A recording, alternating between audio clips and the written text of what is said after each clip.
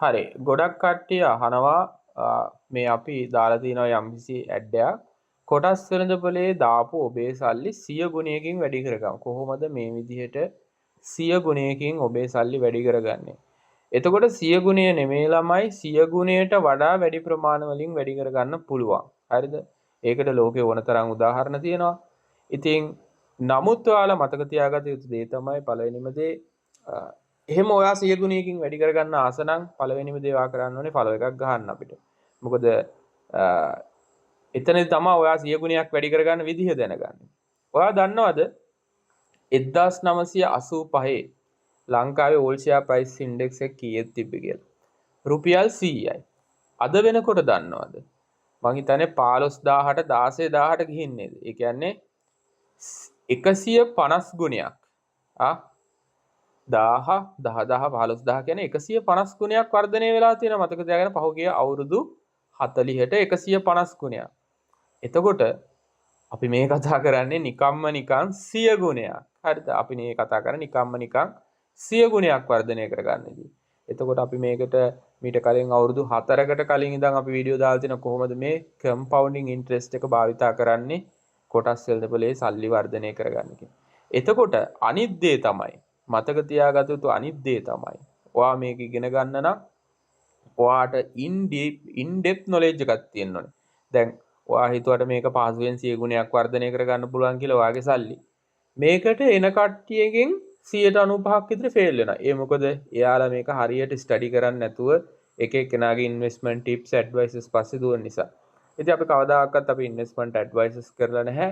ඉතින් අපි කරන්නේ පිළිවෙලට මේක ඉගෙන ගන්න විදිහ මේ කම්පවුන්ඩින් ඉන්ට්‍රෙස්ට් එතනින් ගියා ඉන්වෙස්ට්මන්ට් ස්ට්‍රැටජි මේක ඉගෙන ගන්න විදිහ පිළිවෙලට අපි ඔයාලට A to Z උගන්වනවා.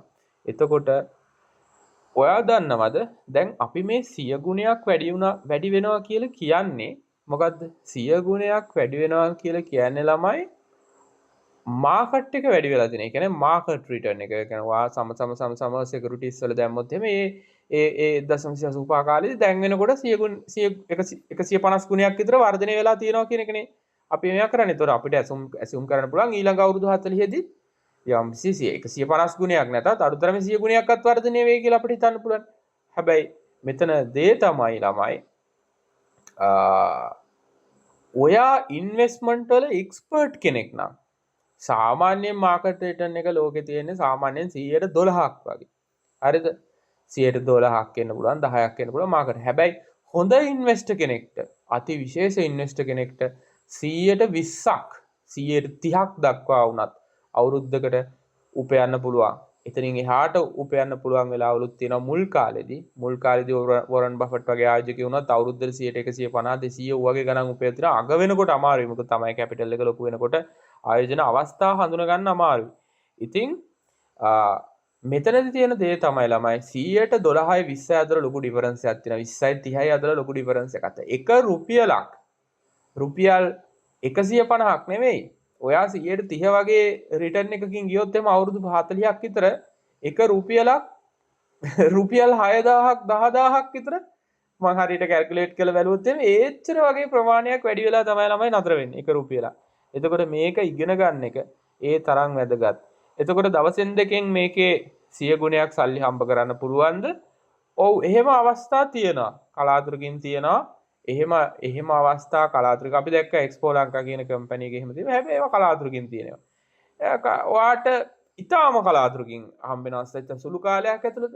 හැබැයි ඒ වගේ ට්‍රේඩින් ඔපචුනිටිස් ගැන නෙමෙයි අපි කතා කරන්නේ. අපි කතා කරන්නේ අපි මේ අපේ ක්ලාස් එක ඇතුලේ අපි කතා කරන්නේ financial freedom passive income through retirement investment strategy අපි පාවිච්චි කරලා ආයෝජනයක අපි ට්‍රේඩින් ගැන මේ ක්ලාස් එකේ අපි උගන්වන්නේ නැහැ. ට්‍රේඩින් පැත්ත අපි කතා කරනවා ක්‍රිප්ටෝ පාඨමාලාවේ. මොකද ඒකට යම්කිසි හේතු තියෙනවා. ඒ හේතුත් අපි කතා කරලා තියෙනවා.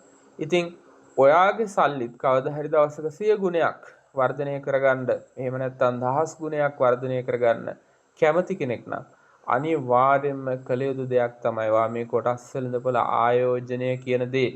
ඉතින් ඒක අනිවාර්යයෙන්ම කරන්න ඒක ඩීප්ලි ඉගෙන ගන්න දෙයක් දිහා අර සමහර කට්ටිය ඉන්නවා දෙයක් දිහා දැකපු ගමන් එකපාරට අයිඩියාස් වලට එනවා හරි මේ මොකක්ද.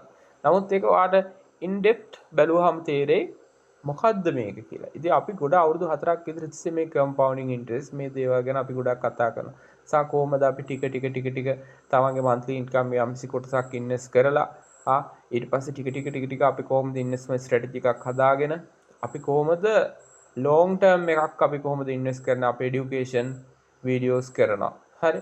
ඉතින් ඒ දේවල් බලන්න අපිත් එක්කතු වෙන්න හැමෝටම සුබ දවසක්.